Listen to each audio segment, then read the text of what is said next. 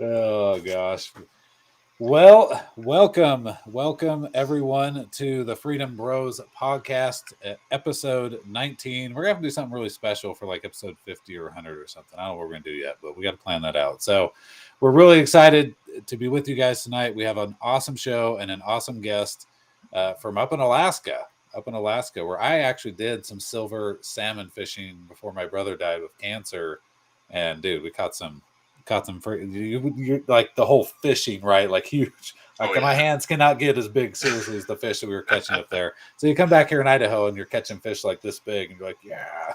So anyway, so we're going to have Phil Izon from Rank Choice Education Association. He's up in Alaska, helping lead the fight up there against Rank Choice voting. And so this is going to be an awesome show. We've got some other stuff.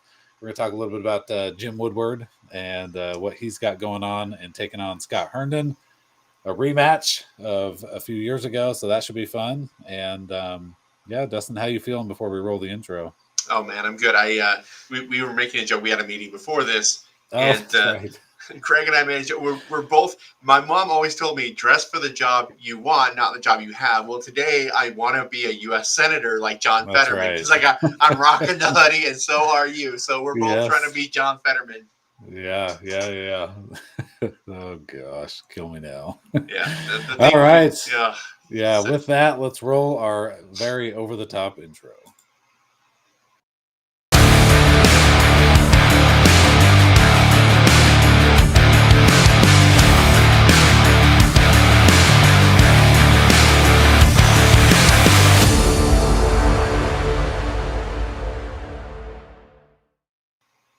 Beautiful.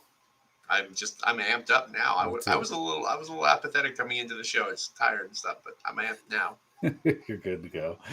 Oh gosh. Well, hey man, I'm back from my tour, so thanks for going solo last week. And we're down one more gun rally on October 14th at noon. So we hope to see everybody at the Capitol for that gun rally. Going to be a lot of fun. We're going to have a lot of awesome people there, and yeah, I'm really excited. Oh, Maria says there needs to be a dress code.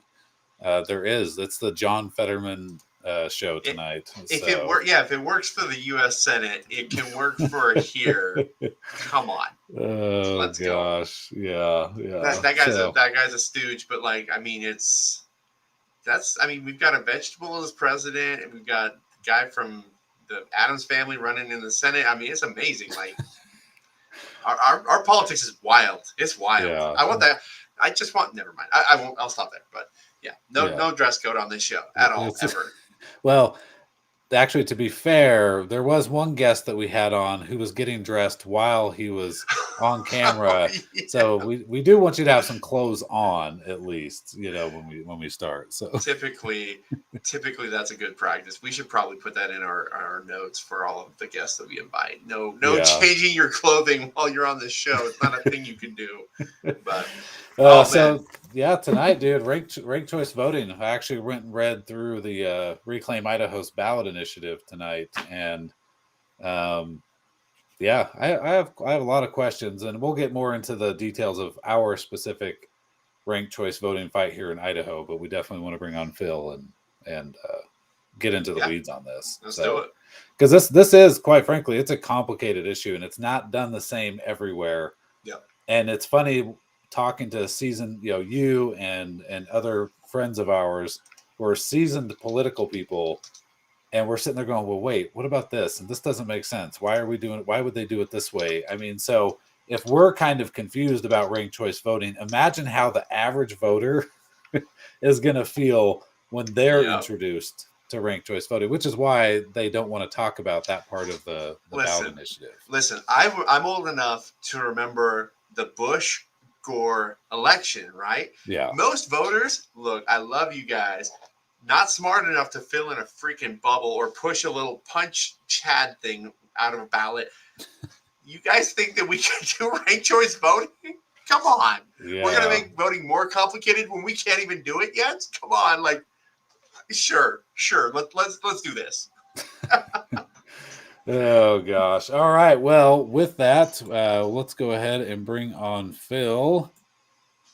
All right. Phil doesn't have a hoodie, but he's got a hat on. And so I think he's right there with us and just kind of like the Pebble Mine hat, though. It's a ranked choice voting with a cross through it. So yeah. appropriate for the conversation. Like it. We'll have how do we get one of those? Camera. I haven't. I used to work for sale earlier in the year, but they're not. We don't have them for sale right now. Coming soon, then. Coming soon. Maybe we might bring them back. I kind of like having like vintage collectible things from different political stuff. So yeah, there you go. So I guess Phil, can you give just briefly people a little bit about your background and why you had mentioned prior to the show when we were speaking off air that you're not really a political person, you're a businessman type, so what kind of drove you into this sphere because of this particular issue? Yeah. So, I've helped politicians in the past, but mostly in the technology side of things. So I've done like lots of people, like various governor campaigns. I volunteered on campaigns, when I was younger and stuff, just to kind of learn how things worked. And, I did start a business with my brother, and I was a banker, commercial banker for Wells Fargo and Key Bank for about 10 years prior to that. And I did mortgage lending as well, and for Wells Fargo. So I left that, started my own business, and then started a consulting business. And then recently I've been doing artificial intelligence cameras and computers for marine and aviation applications. And so I've done work. Work with like NASA's Jet Propulsion Laboratory and things like that. So I'm way outside the political realm on most things nowadays. But last year after ranked choice voting, concluded during the time of the voting, my grandfather, who is about 80 years old, and I didn't know he had cancer at the time, but he did. He was dealing with cancer. He called me and told me he didn't know how to fill out his ballot, and that was pretty much all it took for me to get pretty. Start questioning things. And I was like, I wonder if this is like a regular occurrence. I assume, because he's a pretty smart guy. He actually we just went hunting the other day, moose hunting. And he's, like I said, he's 80s, riding ATVs and stuff. He's very cognizant, very smart guy. And he, like I said, he just had cancer not that long ago. So he's tough too. He would take the time, he's voted in every election that I know of. He'd take the time to learn about what's necessary to do the ballot. Sure. So for people to, the reason why I say that is, first thing that people said to me was like, well, you need to educate your grandfather. I was like, I'm not going to even try that. So my granddad's like taller than me, bigger than me still somehow. And like, he beat me up, it's the reality of it. But it's just, we don't have that kind of relationship in politics. We never did. He talked to me about Tucker Carlson or Donald Trump, but when it comes to, filling out a ballot, I trust he can do that. He should be able to do that on his own, but, maybe not with ranked choice voting, and so I dove in a little further. And as I figured out there, like I was talking to some poll watchers and poll people, and they felt like 10 or 15% of the people that went up to vote either didn't know how to do it, filled out their ballot incorrectly, et cetera. And I was just like, well, that's a major concern. And I started reading into ranked choice voting, doing lots of research into it. And then I will say it, here, forever people, we have the ranked choice people are crazy. I'll go into detail. They're crazy. They do. And like, I'll explain a little bit from my experience and like from what I've kind of issues we're fighting against. But I did write the repeal for ranked choice voting and did that in my living room. And, it's a bill got approved by Lieutenant Governor, and we're already over 100% of the signatures required to get it on the ballot. So yeah, things have gone really, really well. And we did that with 100% Alaskans and 100% volunteers. In the previous effort, they did their effort with, they flew people from outside of the state to do their signature gathering.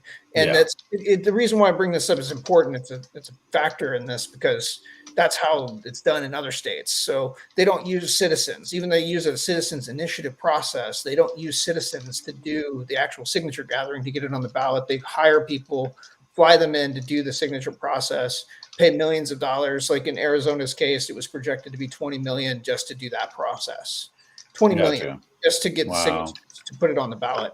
So they're not using citizens to use that for a citizens initiative process. So major issue there.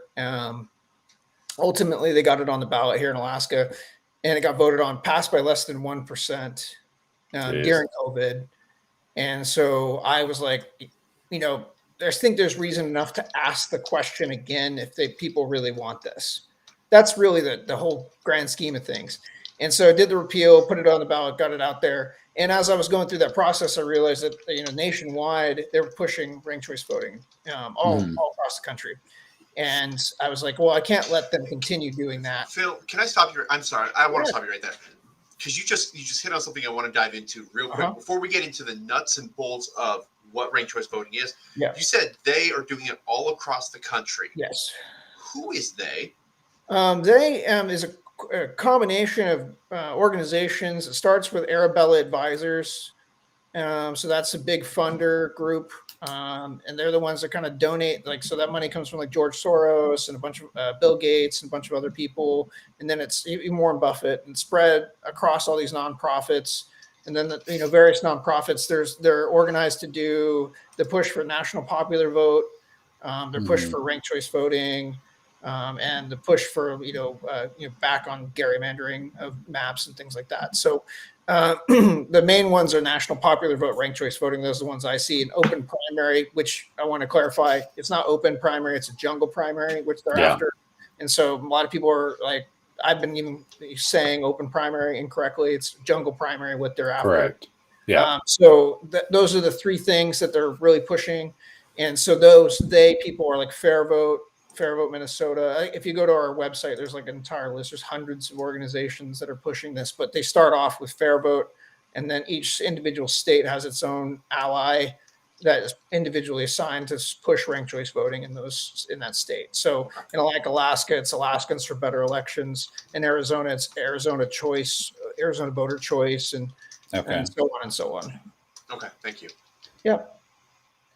So I guess sorry, I'm going to add your I'm trying to add your website to your thing here. Yeah, it's rankedchoiceedu.org. Yeah, I think I got it. Yeah. Choiceedu.org. Okay.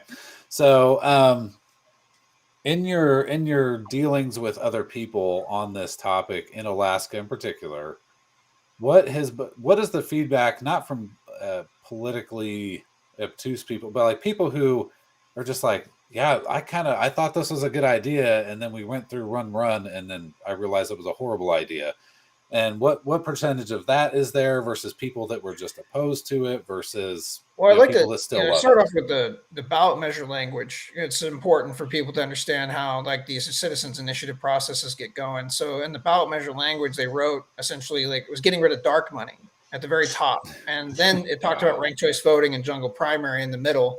And so a lot of people thought they were voting specifically on a campaign finance reform, which, 89 of the, so on pages was campaign finance reform. And so I had to remove all those sections because I didn't want to do anything with that. And I felt it was a poison pill designed to essentially say that we're trying to bring dark money back to Alaska. And so, but that bill was actually funded by 99% dark money. So the bill to get rid of dark money was funded by dark money. So that's always ironic. It's just, unfortunately, citizens, like you pointed out, aren't always well educated, well informed about what's going on. They're easily tricked. And that's the problem with systems like this. They're easily manipulated. So I think people maybe selected this or signed on to this originally under the impression that maybe it would provide certain type of results, like getting rid of Lisa Murkowski, when in the long scheme of things, it was actually designed by people with her in mind to keep her in office. Yeah. Interesting. Okay. So, because I'm just trying to, and so kind of to your point, and this is where I've talked about the ballot initiative process, because we're one of the few red states, deep red states, that has an initiative, citizens initiative process. And I said, one side is okay lying, cheating, and stealing their way to victory on these issues, where our side is not typically about that, right? We're going to try and tell people exactly what it does and all that.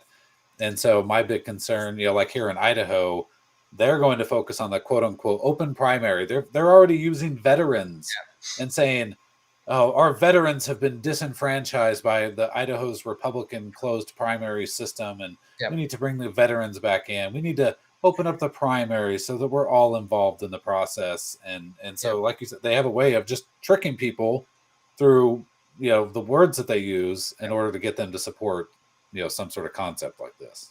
Yes. It goes into, I follow Idaho closely. And so with the AG essentially like being challenged on language were related to their ballot initiative and things like that. Similar thing happened here. It seems like they're just willing to toe that line. They're willing to lie on paper to try to get things through, make things sound good. I'll even tell you about some extreme scenarios of this. Is like here in Alaska, the pro ranked choice voting group plus Unite America and many of all their subordinates have shared that the voter turnout in Alaska was 48%. They have a chart on their website that says 48%, but the reality is it was 44.38%.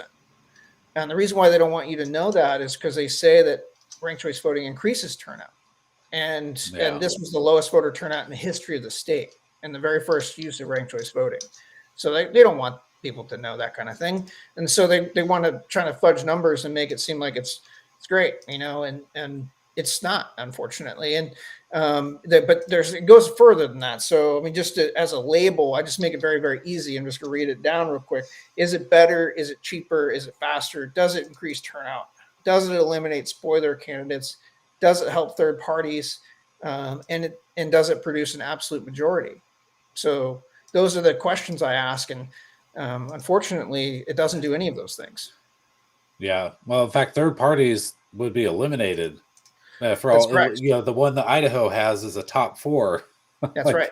The Republicans are going to be the top 4 for all of it, except for maybe a handful of districts where Democrats would basically take all 4 spots. And so, especially with a jungle primary, you run into that scenario even further. So now, it's just used here in Alaska. I say Alaska is the perfect example of everything go wrong with ranked choice voting. And so, just like you pointed out, in 2020, in the U.S. Senate election, we had 5 third-party candidates. And in the 2022 U.S. Senate election, we had 0 third-party candidates. Wow. So the only thing that changed between those 2 years is the use of ranked choice voting. Yeah, and you said 2020 was the first year? 2020 U.S. Senate versus 2022 U.S. Senate. Okay, yeah, it was okay. So 2022 was the first year you had ranked choice voting. Yeah, that's right. Right. Okay. So we had 5 third-party candidates be dropped off. So we went from 5 third parties in 2020 to 0 in 2022. Same race. Yeah. Yeah. Yeah, I couldn't figure out where they were coming up with this idea that it would help third-party candidates at all. Because there's no data in the United States that ranked choice voting helps third-party candidates. And the Libertarian Party and many libertarians pitched that as saying that, this will be great for us, but there's actually no proof that is true. It only helps Democrats. There's only one Republican that's actually won with ranked choice voting, and that's Lisa Murkowski. And you use Republican in air quotes, right? Yeah. I mean, she's the Republican as establishment rhino as you can get, in my opinion. I mean, she pretty much is a Democrat. She's talked about changing her party many times, and it would just benefit everybody if she did. But But that's the open primary piece, because she was actually censured by the Alaska Republican Party, and so she wouldn't have made it through a closed Republican primary. In that circumstance, she would have had to run as a nonpartisan or a write-in, and Kelly Tabaka probably most likely would have won that election. And she did win in the very first round. Kelly Tabaka did win in the first round of the ranked choice voting. So are you guys familiar with how exhausted ballots work and how take us through it, man. Take us through it. I go into exhausted ballots because I did that in Hawaii too. It's one of the very first questions I asked, because people don't know what that is. And it seems like it's probably the biggest flaw of the system. And so if you fill out your ballot incorrectly, like let's say, you're an old lady and you fill it out like a 5-star survey and you want to give everybody high ranking, your ballot gets exhausted. So at that point, it's thrown out. It's not counted to the final result. If you give Donald Trump and DeSantis the same ranking, both ones, your ballot gets tossed. And so there's lots of different, there's like 3 or 4 different ways for your ballots to be exhausted. One of the ways is like you just select one person. And in San Francisco and in 2011 and a couple other races, they found that Latinos, Pacific Islanders, elderly people, and even progressives are far more likely to select just one candidate. And if someone does that, they're actually hurting themselves when they do a ranked choice voting, because your ballot can be exhausted and ultimately not counted to the final result. And that can have some pretty drastic impacts. So for instance, Lisa Murkowski claims she got over 50% of the vote, and Mary Peltola both claim they got over 50%. But that's because they took exhausted ballots, the percentages, and removed them from the final count, and then reran the numbers to give them 50+%. So if you take the exhausted ballots and put them back in, they both have less than 50%. So one of the pitches of ranked choice voting is it gets a majority. It doesn't get an absolute majority. Absolute majority is an election term that has to do with specific 50%, majority, 51% of the total votes cast. And so once you exhaust ballots, you no longer get an absolute majority. And that's so they manufacture a majority. And so that's exhausted ballots in kind of a summary. So I don't know if you've read through Idaho's proposal that they came up with, because look, this goes to my point of this is a complicated issue, and I had to sit there and kind of read through it multiple times, trying to understand what it was trying to do. So I can't imagine how confusing it is for grandma and grandpa that just want to go in and pick their favorite candidate, right?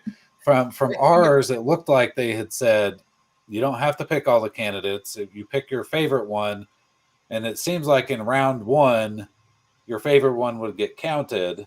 But then if you didn't pick anybody else, you're not voting in the runoff. Yeah. Right. So, you were completely thrown out of the runoff. Yes. So let's just use Alaska's race, for instance, right? And so there's Sarah Palin, Nick Begich, and Mary Peltola, right? So there's 2 Republicans and a Democrat. And so right there, it opens up the option for splitting a vote right off the bat. Correct. And so you have Nick Begich who votes for, you have a whole bunch of voters that rank Nick Begich 1, and you have a whole bunch of people that didn't rank Sarah 2. And so you have a bunch of Republicans that ranked, Nick 1, but didn't rank Sarah 2, and ultimately had, a huge number of ballots exhausted. And even if only a percentage of those were actually ranked 2, then Sarah would have won the election. So that tells me that, it can have drastic impacts on people. And so when you're looking at like a rate like yours, top 4, it's going to have exhausted ballots as well. And so if you only rank one person and that person is eliminated, then your ballot is no longer counted. So that can go into, let's say you rank your first person and then the second person, and then there's 4 there. Then yes, your ballot could still be exhausted. So the encouragement for that, the whole design of the system is that you rank the entire ballot. That means you're voting for people that you don't want to win. I know it sounds terrible, but that's like, if you want the system to work properly and you want this thing to actually work the way they say it does, everyone has to fill out the ballot entirely. That's the only way it works. So let me go back a little bit to make sure that I didn't understand this incorrectly. So let's say I go into the primary and I vote, or excuse me, the general, because it's just for the general election. And I vote for my first favorite candidate who gets 51%, or no, let's say 49%. Okay. And then, but I didn't pick anybody else. So when they do the second round, does my vote still count for that first person? As long as he's still in first place. Yeah. Okay. So but if it flips, then I'm screwed. Correct. So what happens? So let's say that let's drop the percentage down, because 49 is really close to winning in that race. Okay. And so that means that person would most likely be in first place. But let's just use the Lisa Murkowski and Kelly Tabaka race. Yeah. So in that race, you had a Republican, a Democrat, and 2 more Republicans.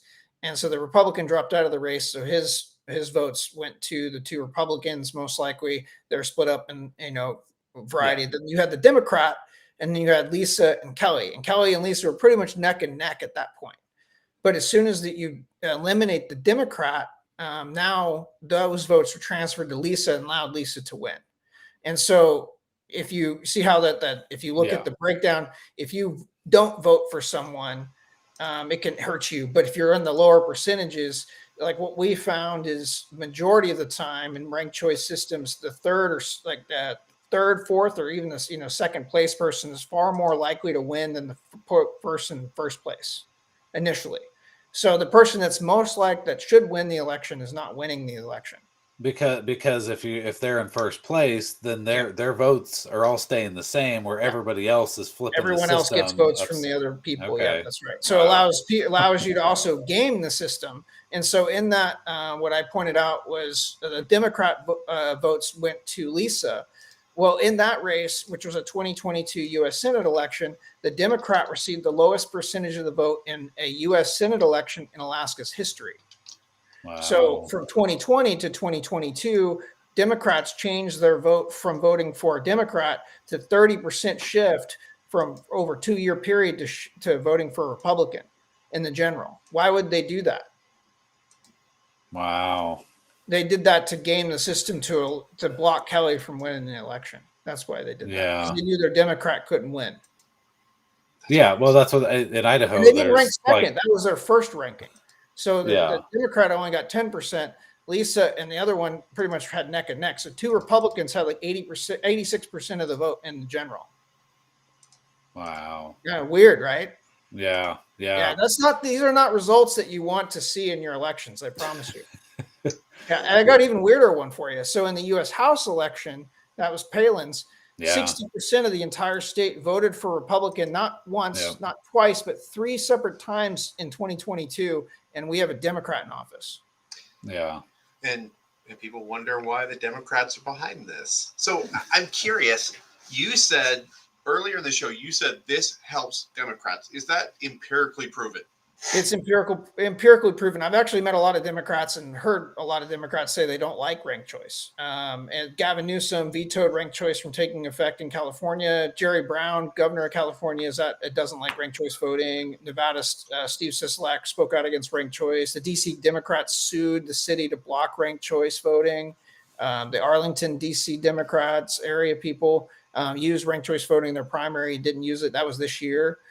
So lots of Democrats don't like it, but what I've seen is they like it in red areas. I was just going to say, but those are all like deep blue areas where they don't want the mess. So if you don't go, they don't want it. They don't want it in the blue areas because it's true in my opinion. I think we'll see with Seattle and Portland.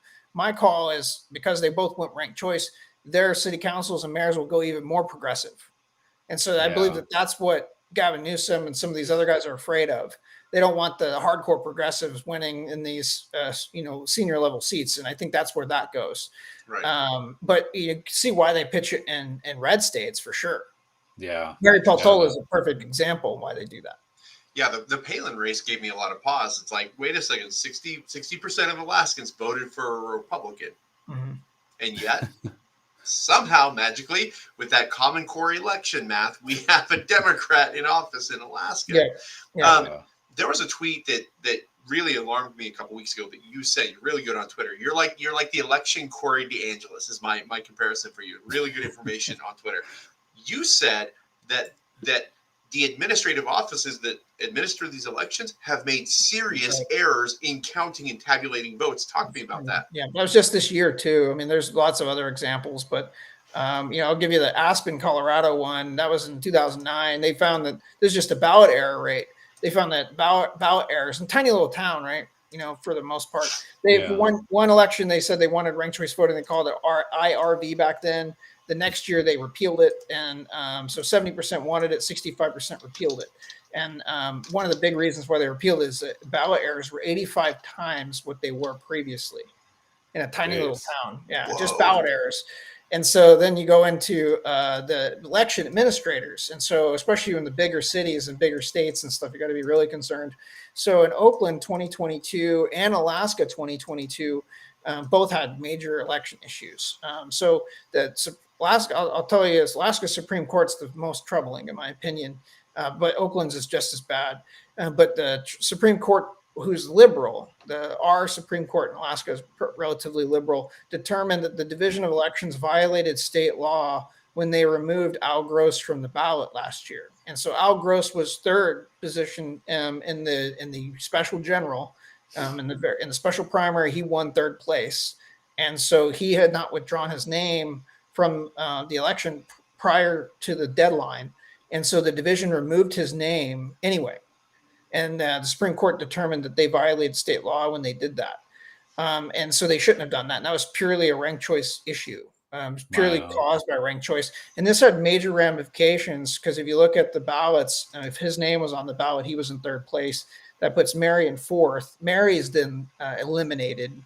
And that means it's either going to be Begich or Palin as our U.S. House of Representative in the special, which then that gives them a major leg up to win in the general and the regular. It's weird to me how these election errors always add up to electing Democrats. It's a thing I noticed. Yeah. It's kind of weird. But you can see how like that one removing the only Democrat, not bringing another Democrat up to ultimately compete, ultimately allowed the splitting of the vote, and it seemed intentional from my observations. I'm not saying it was, but either way, they did violate state law. However you chalk it up. And in 2022 Oakland. It was the mayor and city council race there at school board, and the school board race in particular is the one they had drawn questions on. And so there was a candidate who was sponsored essentially by Fair Vote. So Fair Vote's the big Soros funded. That's true. That's accurate. 100% truth information funded by George Soros and his son and their Open Societies Foundation. That's on Capital Research, influencewatch.org. Type in Fair Vote. You can see it all. Very, very helpful information. It will also be in my book about the breakdown of who's behind ranked choice financially. But in that you look at the money, where this money comes from, major issues there, and you're like, okay, so how do we fix this or how do we adjust this? It's the first thing is letting people know about it, make sure people are aware that this isn't your grassroots small time group that's doing this. This is big money, millionaire, billionaire people that are, in my opinion, just trying to disrupt the way we do elections. And so in Oakland's circumstance, Fair Vote injected, they had a candidate, and that candidate on paper lost initially. And so they reached out to the election administrators, Fair Vote, this third party group. Yeah. Why would they be reaching out to the election administrators? Well, they had them redo the tabulation. They said that they did the tabulation wrong. And they said that because they skipped this, so if someone skips ranking, so they go from 1 to 3 or they skip somebody, they're supposed to still count that next person as their second, not their third or whatever. And so they said that you did it wrong.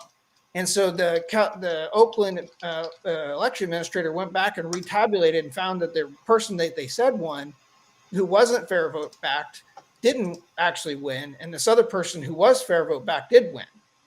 Based upon the retabulation. Weird how that works. And that took, and they had to go to court over it. And it took 6 months, around 6 months for them to determine who actually won. So yeah, pretty awesome. That's in 1 year. Those are two. And people are like, oh no, they'll figure it out. Alaska, that was just one issue this one time. Oakland's been using it for 20 years or something like that. San Francisco's been using it for 20 years. So I'm not really sure how long we're supposed to let these systems go they're still out until there is poop on everybody's streets, just like San Francisco. I'm just saying, Well, it's kind of like government schools. We'll just keep funding mediocrity into infinity. Apparently we'll do the same thing with election systems too. Great, fantastic. So what do you know about? I have a buddy that lives down in Utah because Utah has been doing some sort of pilot program with 20 something of their cities.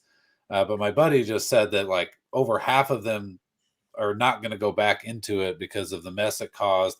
And that basically, kind of like you were talking about earlier, that so many people aren't selecting everybody that by the time you get to the very last round, 20% of the people have now chosen the candidate versus everybody else that participated on the first round. Yeah, I'll give you a crazy example of that is in 2010, I believe, San Francisco. And they ranked 19 rounds of voting to finally get to the final winner. Holy cow. And they said, they're like, okay, when you do the total, they're like, remember ranked choice voting gets you the majority. So they're like, oh yeah, we got the majority. And this person, claimed they got a majority, but they only got 21% of the total original vote. Oh so yeah, it's great, and so we went from candidates winning with 48, 49% of the vote to now winning with only 20% of the vote. Wow. And somehow that's a majority. I'm not really, and so it gets pretty crazy. And that's a real thing. And then, look at New York, they used ranked choice voting for their mayor election in 2021 for the first time. And they had 150,000 exhausted ballots. Dang. So 15%, 14%, something like that of the total votes cast, 150,000 ballots cast. I mean, I wake up in the morning and go and vote, and I definitely would be really upset if I knew my votes were being thrown out and not counted to the final total. Why would you vote again? Yeah. And unfortunately, I've met people that have said they won't vote again because of their experience with ranked choice voting. Dustin, your mic's off. Yeah. No, it's still off. Your mic isn't on. Weird. I clicked There you it. go. Yeah, I clicked it. 3 years into this, and I'm still not good with the Zoom type calls. Anyway, I apologize. This drives down turnout, doesn't it? Because people, Donald Trump has for right or wrong, said that elections aren't secure, and there are big questions about elections that are not answered. This seems like this is not a great time to do this when we already don't trust our ballots, but it seems like this will further erode trust in our election system. Can you talk about that? Yeah, I mean, the Trump has come to Alaska and spoke against ranked choice voting. And there's been lots of really great people. Speaker of the House, Kevin McCarthy, some people like him, some people don't, but he spoke out against ranked choice voting. Gavin Newsom is another person, spoke out against ranked choice voting. It's cross party lines, and if you know how to read data and understand data, it's just the cities and the people that use ranked choice voting ultimately get rid of it.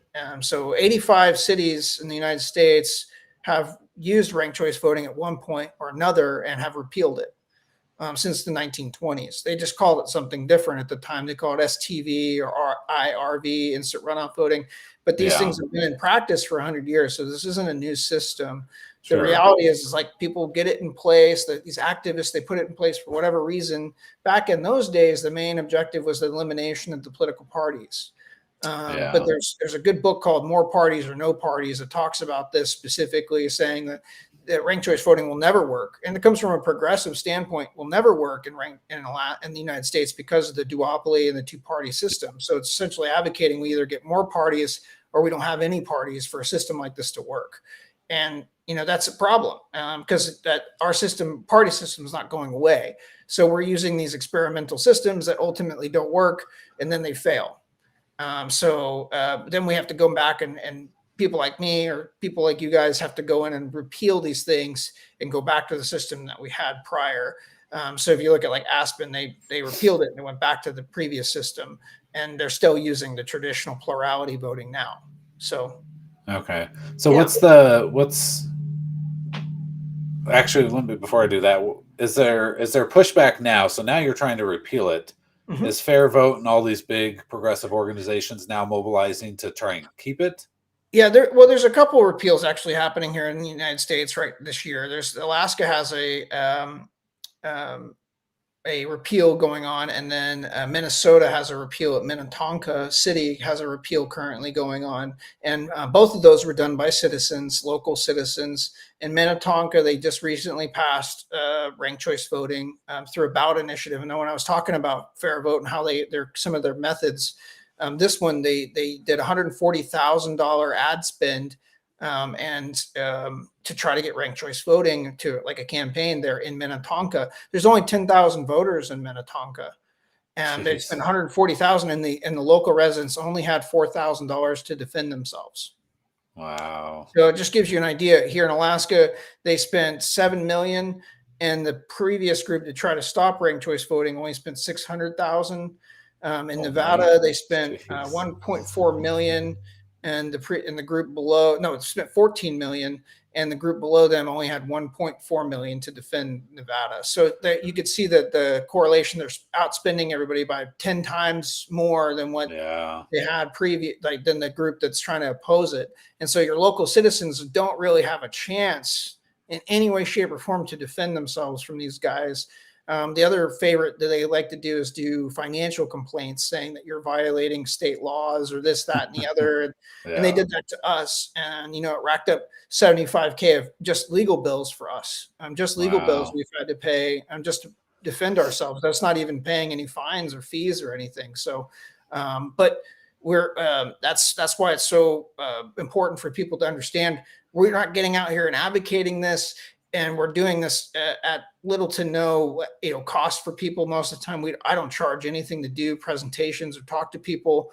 I just want to be really get out there and let people know that this is a real thing. Not only are they going to tell me what I'm allowed to do, tell me how I'm allowed to speak. I can't talk about how I'm the guy that wrote the repeal, otherwise I'll get fined, things like that. That's the reality of it. And so I don't want you to have to be me, here in 2 years or 5 years, whenever you guys have ranked choice and you're trying to repeal it. I hope you guys don't have that. And that's my objective, to get out in front of it. Dustin, you're off again, bro. I did it again. I'm so sorry. So I'm sure you're paying attention to what's going on in Idaho. We have a socialist group that is behind this. They've co-opted the veterans and all that stuff. Our very moderate, formerly libertarian governor has signed on to it. Why would a Republican sign on to something like this? Any ideas there? Money. Most of it, Andrew Yang is one of the guys who's also pushing this. Yeah. There's a couple other groups, but there's a couple of Republicans. We call them Soros Republicans. I do, and Stop RCV and some other people have labeled them Soros Republicans because they are paid for. They're in some way, shape, or form. Lisa Murkowski, as soon as she won, she's done a whole bunch of promotions about ranked choice voting for Fair Vote. She's gone to Fair Vote. Mary Peltola has gone to Minnesota and done presentations for Fair Vote, and done presentations in Oregon for Fair Vote. And then these places are pushing ranked choice voting in those cities and those places. So you can see, like, it doesn't take long for these connections to build, and eventually they're way out of hand. And you have U.S. congressional members, U.S. Senate, and people like that actively promoting these systems, even if they're not good for the citizens or the voters. And they're definitely not, and especially in Idaho, they're not representative of the people there. I can assure you that. I'm curious. It seems like you've studied this a lot more than we have, and you've studied this just a ton, which is fantastic. Is there a better voting system than the one that we have now? Obviously, ranked choice is not it, but is there a better one? There's lots of other pitches about ranked choice, of different variations of ranked choice, like star voting and approval voting. I'll say that the good news about those two, everyone loops them together. So ALEC actually has a framework about ranked choice voting that they put out, and it talks about it's easier to read, but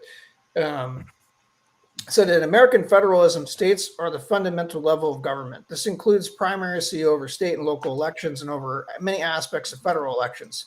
Special interests are pushing a novel and complicated election process called ranked choice voting, RCV, and also related systems like approval voting and star voting. Often they try to enact these in local jurisdictions, creating a conflict between local and state election processes. They have also introduced federal legislation to force RCV on the states. This legislation would prohibit RCV in similar states and systems in state and local elections. So they've put out a framework essentially against ranked choice voting.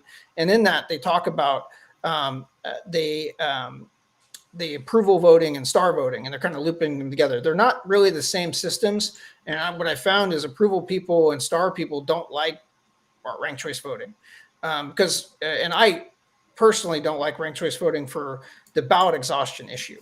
And potentially, like, you filling out your ballot wrong could ultimately lead to ballot being exhausted.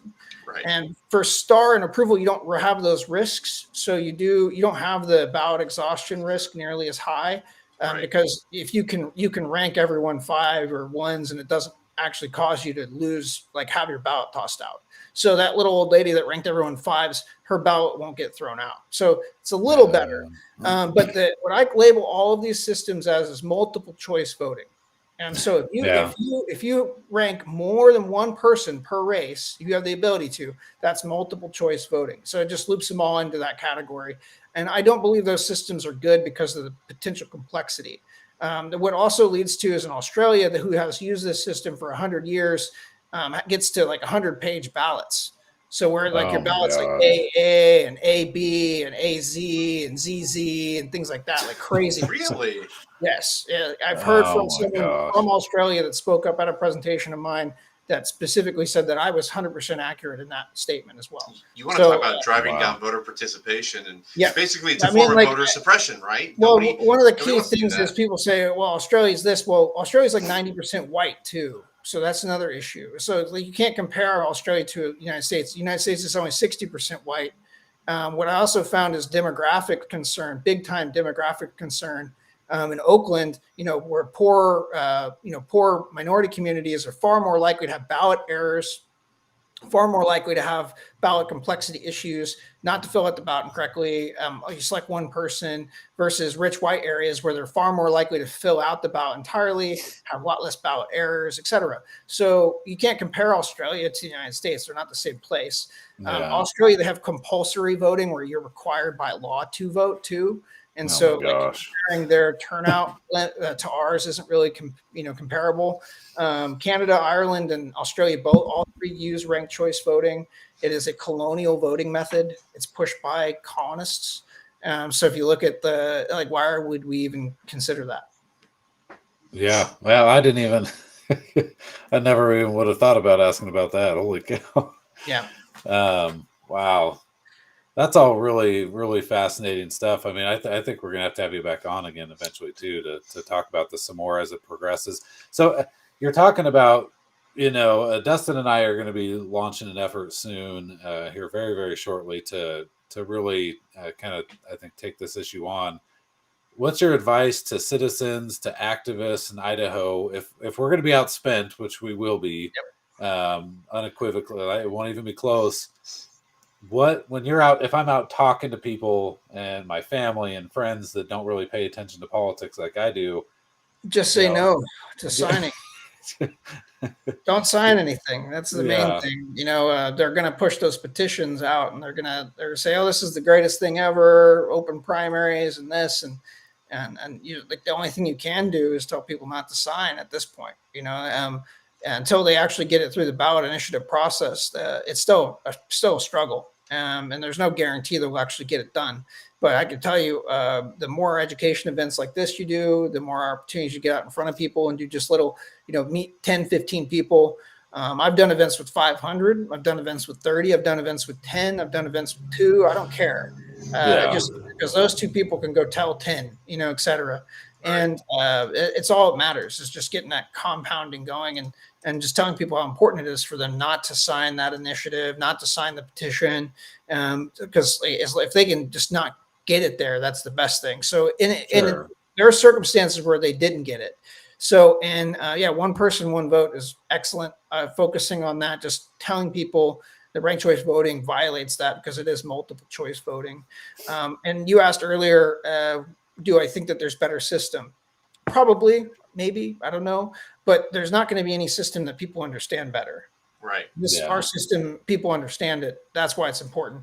And that's why even like 3rd graders, 2nd graders understand this type of voting system. And that's, even though we want to say, oh, well, it may not be the best, but the reality is that simplicity piece is incredibly valuable, more valuable than people want to take it for granted for. And maybe that's, I guess, kind of what I was getting at with my question is because I'm going to go on the assumption they're going to have enough money to pay to get the signatures that they need to get it on the ballot. And certainly I'm going to be out telling people, don't even sign it. Don't fall for it doesn't mean you agree with it. We just want the people to vote on it. Bull crap. But put it before the people. Is it the confusion, right? Like I try to explain to my grandpa what ranked choice voting is, and he's like, "What the hell are you talking?" Yeah, I mean, my granddad, I wrote a repeal. You think my granddad, he's been to presentations that I've done. I still couldn't tell me what ranked choice voting is. So, don't feel bad. It's an issue. It is, and that's why I do these presentations. We have a book called Ranked Choice Voting: Illusion of Choice that'll be available this year. There's another book by Jason Sneed from the Heritage Project and Honest Elections Project in Trent, England, at Oklahoma. They've written a book. It's not out yet, but and then I have a 30-part video series, little animated, quick video series that I've put together about ranked choice voting. Did you say 30? 30 part. Yep, that's right. Nice. See, if it takes 30 parts to explain it, we shouldn't be doing it. Well, that's the point. Is like it also goes into historical references, and all my videos are sourced. My book has over 100 sources in it, so it's very, very well sourced. And it's the videos are so popular with Arizona that the Arizona GOP wanted me to white label them for the Arizona GOP, and we did an in-kind donation to them for those videos. So they are now using those for their own independent uses. That's awesome. Wow. Yeah. That's so I'm happy to help wherever I have to and stop this wherever, from spreading. And unfortunately, I know that the money is a major concern, and there is no money to be had on this side of the table. Like when it comes to conservatives, finding money to combat these guys 1-to-1 is not there. So you gotta be smart and find different ways to get the message out. Yeah. No, we understand this group that they work that is doing this ballot initiative. They know how to import money, and they say they don't. But to get Medicaid expansion on the ballot, they needed $450,000 of union cash. We get it. I worked the PAC to oppose Medicaid expansion. We were outspent like $3.2 million to like $60,000. There is no money. So again, I'm going to make the same pitch to the grassroots people. Find people who support this or oppose this and donate because it takes every dollar of grassroots. I think donate and volunteer. That's another big one. So our whole signature drive in Alaska was driven by volunteers, and a lot of the work that people have done to set up events and do things have been volunteer, and you can get involved in lots of ways. And every event I go to, I highly encourage citizens to not only donate, yes, absolutely, but also, give your time. And if you can't donate money, definitely volunteer your time. Yeah. In a couple of weeks, like I said, Greg and I are working on a project to fight this. And if you want us to come to, and we're going to see if we can get Phil and probably Trent, England from Oklahoma up here to talk about this. But if you want to have us come to your event, your small group setting, your Stand Up for Idaho or whatever, we are more than happy to do it because it is really important. Brian Smith over in Idaho Falls nailed it. He said, if ranked choice voting passes in Idaho, we're done. Game over. We're the next Colorado. Game over. Yep. And there's actually a book about Colorado, about how they won the state. Yeah. And the blueprint. Yeah, that's my second Bible. It's a really good book. You'll learn a lot, and it starts with the nonprofits. Yeah. And so that's the key to the entry and the unions and things like that. That's how they've got where they've got, and so they've done the same thing here in Alaska, and yes, they will do the same thing in Idaho. Yep. Yeah, for sure. Wow. Especially with all your California implants. Well, here's the thing: people don't realize this. If they're from California and they live in the city of Boise, they're communists, right? Like straight up communists. But if they're from California and they're outside of Boise city limits, they're actually more conservative than most of the native Idahoans. Yeah. It's the weirdest phenomenon. I love those folks. Yeah, I've experienced this as well, but you don't put it past them to still vote for stupid people or stupid policies. That's true. Good point. That's my thoughts. Absolutely right. Shoot. I love California people, but they almost get easily tricked than anybody else. I mean, they wouldn't have had to deal with the situations they were dealing with, regardless of how smart they were, if they didn't, make really bad decisions voting originally. Yeah, that's true. Awesome. Well, Phil, we really appreciate you coming on tonight. Again, would love to have you on again soon as this fight progresses here in Idaho. And like Dustin said, I mean, we're all in this kind of, if they can do it in Idaho, they can do it anywhere. And so we really want to kind of be at the forefront of fighting this thing. So we really appreciate it. And link up with some guys out of Arizona and like Trent, people like that. There's a pretty solid network that's been established and growing over the next. So I know that there will be some Stop RCV events next year. I think you guys should definitely attend those if you can. Definitely. Yeah. All right, guys. Awesome. Thanks again. Thank you, sir. Take care. Have a good one. All right. That was Phil Izon. He is the director of Ranked Choice Education Association. You can see his website at the bottom. Yeah. No, that was an excellent interview and really knew his stuff. And I mean, I learned a lot. Yeah. In fact, I hope everybody, if you watch one interview, I would tell everybody, watch this one. Okay. If you're in Idaho, and this is a must-watch interview because, I mean, I'm kind of blown away by how bad it was in other places and the problems that it's caused. So really, really good information from Phil. So I appreciate him coming on. Yeah. Again, if it takes you if you need a calculator to explain your voting system, I think you're doing it wrong. And my question about which system is best was really like, because it's political theory is fascinating to me, and the system that we have now is terrible. Like, it's bad because, like, if it's bad, if a majority says we're going to live under this tyranny, well, that kind of sucks. But going from bad to worse, not a good situation. Not a good situation at all. So before we jump topics, do we want to play that one video that you uploaded? Because that's one of his videos, right? Okay. Yeah, let's do it. Phil did one of these videos, and it's really good stuff. Where is it? You can do it. I'll let you do it. Here, I'll do it. This one I can tell. I'm pretty sure I'm clicking the right video. So here, let me play this real quick. I'm the guy can't operate a mic, so you do it. Yeah. What flavors would you like?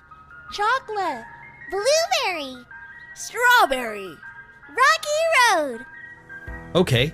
Well, based on our new system of selecting ice cream, we tabulated your state's choices into a very simple system that takes weeks longer to tabulate, and even though Alaska has a smaller population than most major cities, Alaska was the last in the country for election results. Based on this new system that is great with no flaws is that you all get pistachio.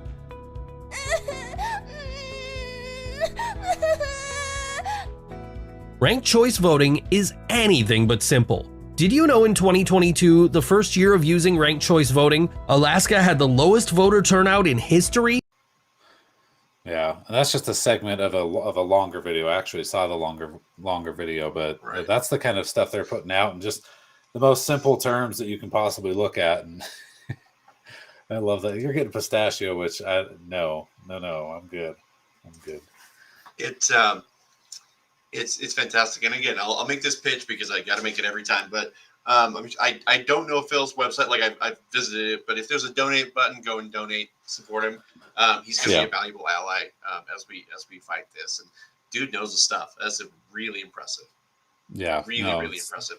And excellent. It's funny to me, Greg, that the people pushing this are the inclusion warriors, right? Make sure all the rainbow warriors. But it hurts minorities. It suppresses voter turnout, which they say they're against, right? But they just want to win. They just want to win. They don't care about how they win. They don't care if minorities participate, apparently. They don't care if they're driving down voter turnout and participation, as long as they win. Right. Well, and that's why they want to open the primary, but ranked choice is only for the general election, right? So when they get into the primary and there's 10 candidates, everybody in the whole freaking state, except for the people in Boise proper, are going to be putting affiliates Republican, and then everybody's just going to be a Republican, and you're going to end up with the top 4 Republicans, right? No Constitution Party candidates are ever going to be on the ballot again. No libertarian parties or candidates are ever going to be on there again. Independents, they're not going to be on there. You're going to have to put Republican in Idaho for 95% of the races, and so that's what they're going to do. And then there's 4 Republican candidates on the ballot, designed to confuse you, and that way the Democrats can put all their effort behind a Republican. And yeah, it's. Oh wait, anyway. So wait. It hurts minorities. It drives down turnout, and it gives you fewer options in the general election. That's really smart, guys. That's real good, real good. Right. We should do. And it's confusing as hell. Great, fantastic. And they can't even count them correctly. Great. Yeah. Let's do this. Sounds like a Come great on, system. Butch. Goodness gracious. Oh my gosh. When will we learn? We will never learn. Yeah. But all right. So did you want to talk about the Woodward thing? Okay, so there are two. There are actually 2 videos, and Phil just dropped out. Bye, Phil. Thank you for coming. So one thing we want to do on this show is whenever there's a new campaign ad or video a group puts out or something, we want to just do a quick review. And there were 2 put out this week. There's one from Stop Idaho Rhinos. I love the video, the content. It's a little annoying because you hear a certain sound over and over again, but it's about Abby Lee, and it's styled after Matt Getz's, I think that's how you say that, his attack on Gates. I think it's Matt Is Gates. it Gates? I don't know. The guy with the big hair in Florida, not Vivek. Anyway, as styled on his attack on Mike Simpson, which was really good. And then Jim Woodward, who just announced that he's challenging Scott Herndon for District 1 Senate. Herndon took out Woodward in the last election by like 8 points. It's not particularly close. He put out a campaign ad. Let's watch his first. His is spectacularly bad, like really bad. And have you seen this yet, Greg? Have you seen it? I did. Oh, you spoiled the surprise. Let's watch it real quick, and then I want to get your take on it before I get mine, because it's bad. It's really bad. Yeah. Oh, sorry. I thought you were rolling it here. I got it. Here we go. I'm Woodward. I live here in Idaho. I'm running for the Idaho State Senate because I believe in Idaho. I grew up here. I was educated here. My family has been in Idaho since 1910, when my great-grandfather arrived in Elk River to help build the lumber mill there. I care about Idaho and the people who make it such a great place. Our quality of life stems from hardworking Idahoans who believe in their individual freedoms, yet still come together as a community to take care of a neighbor in need. People who also recognize that some projects are bigger than the individual or the community, and are best taken on by all of us here in Idaho. Opportunities abound in Idaho because of past decisions, fiscally conservative decisions, level-headed decisions, mainstream Idaho decisions. I want to ensure that the next generation of Idahoans have the same opportunities, which means supporting our education system, investing in infrastructure, and managing our public lands. Our quality of life also comes from responsible and responsive government by regular Idahoans, people vested in our past achievements and our future successes. Raising a family and running a business here, I am one of those people. I will work to keep taxes low, accountability high, and to ensure that government is limited to its appropriate role. As a lifelong Idaho Republican with 2 previous terms in the Idaho Senate, it is clear that our recent bout of extremist politics is steering us away from our Idaho values and Idaho vision. I am ready to right the ship. 21 years of Navy service instilled in me a sense of duty and loyalty to our state and to our nation. The effort requires your help, though. Let's work together to keep Idaho a great place for family, for work, and for play. I'm Jim Woodward, and I approve this message.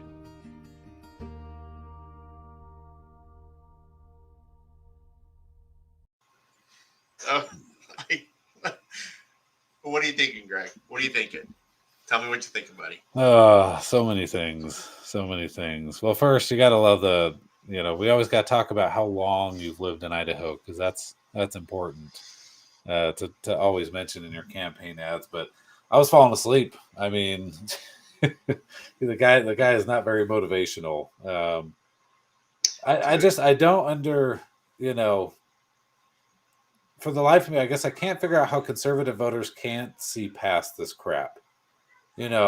I believe in individual liberty and I believe in limiting government. I'm like, dude, I don't think that dude ever voted against anything that limited government when he was in office. Yep. So I just, oh my gosh. The thing that got me, if you look and if you want to go watch, it's on Facebook somewhere, but right at about 15 seconds left, he looks at the camera and it's like the most uncomfortable smile, like a Mike Pence smile, right? Just like he's forcing it. And the ad's weird, right? Like he's walking around, like you'd think he'd have like his grandkids or his wife or somebody. It's a weird ad. It's too long. And then I think what really got me was the whole, there are some problems that are solved by more than the individual. It's like, yeah, but you're basically advocating for collectivism, which is, a form of socialism. He's running to the left of Scott Herndon in a Republican primary. Yeah. God, it's so like you said, boring. there was so much wrong with that ad. It was bad. There was even parts when I was watching it earlier, it seemed like where the audio was even up too high. Like the audio was outdoing his voice and stuff like that you just can't have. And of course we had to get the whole extremism thing in there because why not? Yeah. The one thing he didn't say, I'm a common sense conservative, which I was a little bit disappointed, but he did say mainstream conservative. Mainstream, yeah. The first time I heard that, I was like, oh, he wants to be part of the Main Street Caucus. It was just bad. Look, We're going to have Scott on sometime soon because he declared his re-election campaign a couple weeks ago or 2 weeks ago. Jim, you're welcome on the show as always. Come tell us why that ad was great and tell us why you should have your seat back because, oh man, that was bad. Yeah. That was just bad.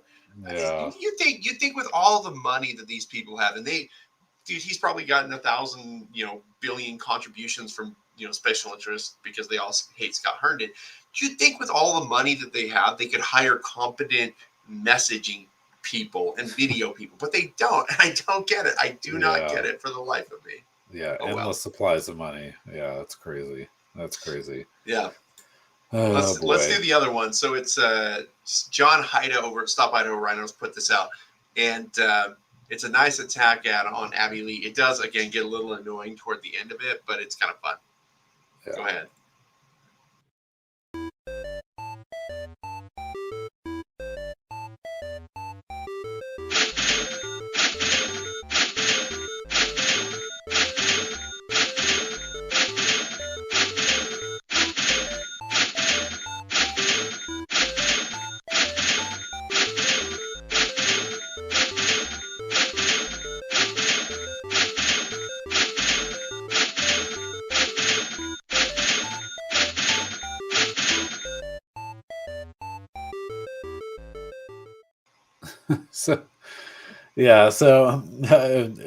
Speaking of money, John's probably doing this with almost no budget, and he's just fighting the good fight. And sure, maybe it sounds cheesy and stuff, but I love the concept. If you haven't seen Matt Gates's, go to his I don't know where you'd find it now. It might be buried under a lot of other tweets, but he's got a whole bunch of tweets that are under. There's a tweet where he goes after Mike Simpson because Mike Simpson said something about him, and Matt Gates put together a video like that, good. And it was really good. And he just had all the PACs and businesses that Simpson has bought and paid for and for whatever. Yeah. But I do like John. John did a great job with this, and my guess is just a hunch. You're going to see a lot more of this from the people on our side of the fence because these folks. Like you look at, and somebody brought this up. They're like, well, go look at Scott Herndon's money. Go look at who he's bought and paid for by. I think if I remember correctly, the commenter said, okay, I went and looked, and there was like one association type. It was like the Farm Bureau or something like that. There was one. I remember a couple of years ago, Merrill Beeler. I don't know why this one sticks out. Merrill Beeler of Ledor ran against. I think that was a race against Dorothy Moon. And I went and looked at his contributions at one point. There were 32 contributions, 2 from in his district for like $200, right? And they were probably like his wife or sister and like grade school teacher or whatever, right? Yeah. The rest was all special interest cash from these Boise PACs who just need to buy favor, right? They need to influence him if he gets reelected. Yeah. You're going to see a lot more of this. I think it's really effective, because I think people are tired of bought and paid for politicians. I really do. So good work, John. Really good work. Yeah, no, that's fantastic. I mean, like you said, maybe the music could be a little bit different and get a different money sound. I think there's different money sounds out there that could make it a little bit better, but overall, really good stuff. And dude, I don't know. My head is still on the ranked choice fight, man, and how this crazy stuff. Like, I can't believe anybody would want that system. And it is funny how places that are blue, a lot of them want to get rid of it. Yeah. Because of how awful it is, because they want that control. And that's ultimately what the liberals here want, is they want control back. They're losing this state because the people have woken up, the groups here have woken up to what's happening, and now they're fighting back and taking Idaho back. Now that phrase has been ruined. It's interesting because you know this as well as I do, Greg. When liberals lose, they can't just take the L, regroup, replan, and approach the situation differently, kind of like with Roe v. Wade. It wasn't about, okay, well, how do we work on abortion in a way that Americans will support and that can make it through Congress? It wasn't about game planning it. No, it was, we lost. We need to change the entire game and pack the court because we lost. Correct. That's exactly what's happening here. Liberals cannot sell their ideas in Idaho, so they either package them as Republican investments, or they change the rules of the game. That's what's going on, and that's it. Yeah. Well, that's why on the open primaries website, I don't remember what the whole thing is called. They talk about Republican endorsements. They don't talk about any of the Democrats that are supporting because they want Republicans on that site to go see all the Republican endorsements. If they see that far left extremists on Twitter, and there's a ton of them, who all of them are, if they see them listed as supporters, they're going to be like, oh, well, maybe not. Maybe I don't want to support that. But they're going to keep using people like Butch Otter. They've already got Butch on the front page of their website, because they know that it's stupidity like that is going to help them get victory, right? And that's if only there was a group out there to point out that liberals are supporting this. If only, Greg. If only. Somebody should do that. Somebody should point out that it's the far left. It's Butch Otter's out of politics. He left after three terms. Oh my gosh, we need term limits here in Idaho. Goodness gracious, we need to. But look at who was supporting it. Front and center was Scott Syme. Yeah. Scott Syme lost his primary because he wasn't conservative enough and he couldn't sell himself to voters. So what does he want to do? Change the game. Change the game. Oh, he's so bitter. Oh, boy. Well, yeah. Anyway, yeah, I'm excited, man. Lots of big work ahead, and I'm excited to really get in this fight. This is a big fight for Idaho, and so I hope you guys are all ready.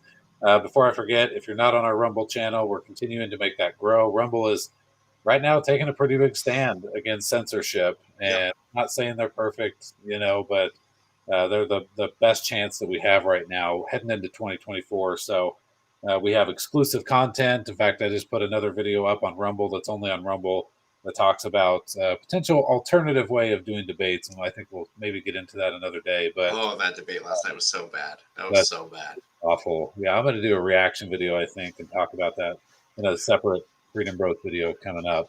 Before we go, Greg, here's what I want you to do. You have some paper in front of you. Go ahead and write down which one of the two of us you want to vote off the island. Oh my gosh, that's so stupid. That was probably the worst question that I've ever seen asked in a debate ever. Yeah. Bar none. That was terrible. That was awful. Yeah. I don't I don't understand why the GOP keeps doing this. Why are you doing this? In the primary, I get it. In the general, you're going to have to kind of deal with it a little bit. But in the primary, what are you doing? Have freaking Joe Rogan and Tucker Carlson and Glenn Beck or somebody asking these people questions. It would be a lot better. You know who I would actually like to see asking questions is weirdly enough, I'd actually like to see Libs of TikTok girl, but I don't think she's reached that stature yet. Whatever her name is. But Charles Cook of the National Review, he's well-spoken, he's articulate, he's smart, he's savvy. I would love to see somebody like him, David Harsanyi, the people who aren't just like bomb throwers, but who are very thoughtful about the approach to conservative politics. Maybe one bomb thrower, but like just for funsies. But this is what they're doing is not workable. It is terrible what they're doing. No, and when you have 7 candidates, it's just, all the handlers of these candidates are like, you have to interrupt. You've got to interrupt. Just keep interrupting. And so I don't know, the Fox News should have been cutting the mics. As soon as your time's up, your mic's off, right? If you're not the one speaking, your mics are off. But they like the fireworks, I guess. But man, it got so bad, I almost stopped. I couldn't take it anymore. I was like, oh my gosh, I can't. But because I'm going to do a reaction video, I'm like, I'll suffer through this freaking thing. But it's bad. Like it was one of the worst debates I've ever seen. Did you hear that, dear listeners? Greg is willing to sacrifice his ears and his soul for you. I hope you're all appreciative. Right. I'm not going to watch it. I saw some clips on YouTube or Twitter or whatever. Like I'm a Ron DeSantis guy right now. And he had some really good lines. I saw like Chris Christie's lame Donald Duck line. I'm not even going to repeat it because it's so bad. And then I heard that Mike Pence was talking about sleeping with his wife, which I never want to hear anything sexual from Mike Pence ever for any reason. That was terrible. Like that one was bad. way more cringy to me because he was like, and just a full disclosure here. I've been sleeping with a teacher for 38 years, and full disclosure, like it was so bad, dude. I almost felt bad for the guy because nobody's laughing. Everybody's like, ew. I don't want to know about your freaking sex life. Like, why does anybody want Pence to run? I think my theory is that Pence has nothing better to do, and his wife doesn't actually want him at home. Like, okay, there you go. We may be sleeping together, but I don't want you at home. Get a hobby, and I guess your hobby is running for president, Mike. Oh, it was bad. It's just bad. It's bad all around. Yeah. We're so screwed. Anyway, we are so screwed. Well, you got anything else? You got anything coming up? You're going to be gone next week, right? I am going to be gone. I'll be back in 2 weeks. I'm going to go to the swamp next week, which is always fun. In fact, I have to go to the swamp 3 times in the next 3 weeks. 3 weeks. It's going to be a lot. I'm going to come back and have to take a very long shower. But I think next week we're going to try. It's not locked down right now, but we're going to try to have Carrie Hanks. She announced a contest. I am so excited for this one. Carrie is so sweet and very conservative against Mr. P Poop and Period over in Rigby. Rod Red Flag Furnace. Rod, please come on the show. We'd love to have you. We're trying to have Carrie Hanks next week. We're trying to have Brett Skidmore in 2 weeks. He announced a challenge to Josh Wheeler, who defeated Chad Christensen. Races are heating up, folks. This is where it gets fun. This is where it gets to be a lot of fun. So I hope you guys keep tuning in, and I hope you find value. If you have suggestions for the show, if there's somebody that you want us to have on, please drop a comment, and we'll do our best to make it happen. Yeah, for sure. All right, man. I think that's all I've got for tonight. So with that, thank you all again for tuning in. Please be sure to share our video, especially this video. Again, we'd ask you to share all the videos, but this one in particular is of extreme importance. And so we'd ask you to share this with any groups that you're a part of, email lists, Facebook groups, all that kind of stuff. Share it with everybody that can. So anyway, with that, let's roll our stinger and we are out of here. Good night and God bless.